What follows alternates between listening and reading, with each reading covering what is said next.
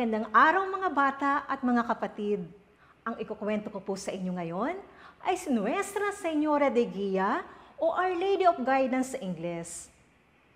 Ay kinikilalang pinakamatandang estatwa ng mahal na ina sa Pilipinas. Marami ang mga haka-haka sa pinagmula ng imaheng ito.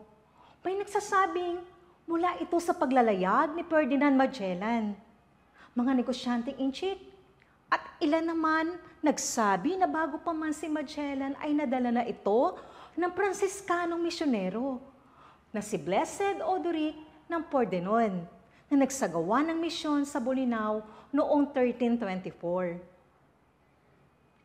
Ang itim na imahe ay yari sa kahoy at lokal na idinarangal bilang patron ng mga manlalakbay mula pa noong panahon ng mga Kastila. Nakatanghal ang imahe nito sa Archdiocesan Shrine of Nuestra Señora de Guia sa bantog na simbahan ng Ermita sa Ermita, Manila.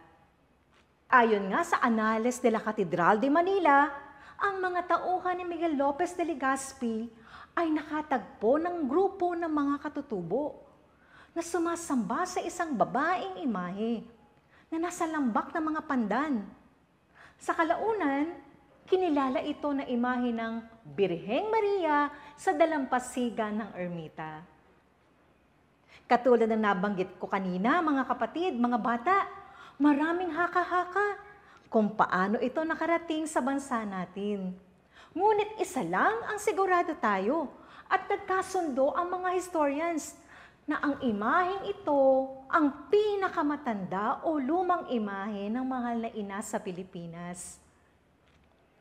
At noong May 19, 1571, ang mga pinunong sina Raha Sulaiman III at Raha Matanda ay itinalaga ang kaharian ng Maynila sa imperyo ng Espanya, kasama ni Miguel Lopez de Legazpi.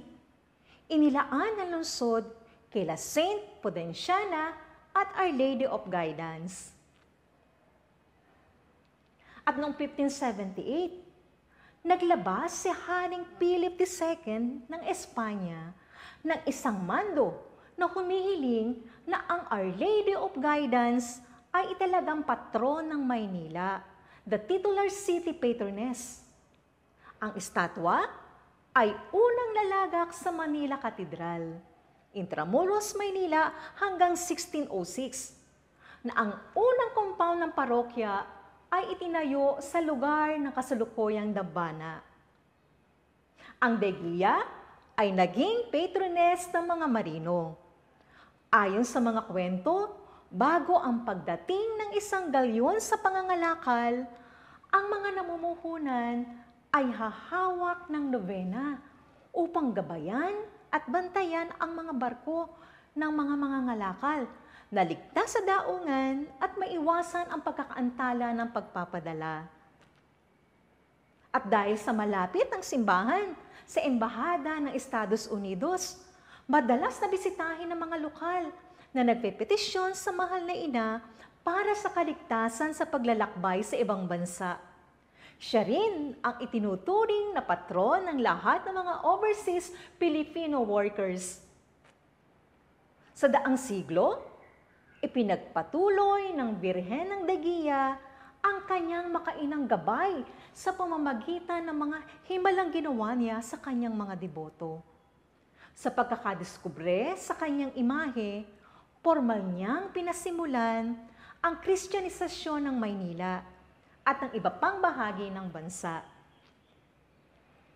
Ang pagdating ng kanyang imahe bago ang kolonisasyong Espanya ay kinilala bilang isang plano mula sa makapangyarihang Diyos na ilagay ang bagong tuklas na isla ng Pilipinas sa ilalim ng patnubay ng banal na Birheng Maria bilang Immaculada Concepcion. Nasaksihan niya ang magulo, ngunit maluwalhating kasaysayan ng bansa at hindi niya kailanman nabigo na bigyan ng patnubay sa pagdaan ng ating kasaysayan.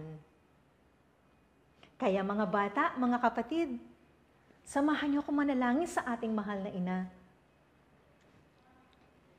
Patnubayan nawa kami ng mahal na Birheng Maria, ang sinumpaang patron ng aming lupain, upang nagpapatuloy sa aming paglalakbay sa lupa, hanggang sa maabot ang aming walang hanggang hangarin na makasama ang kanyang anak magpakailanman.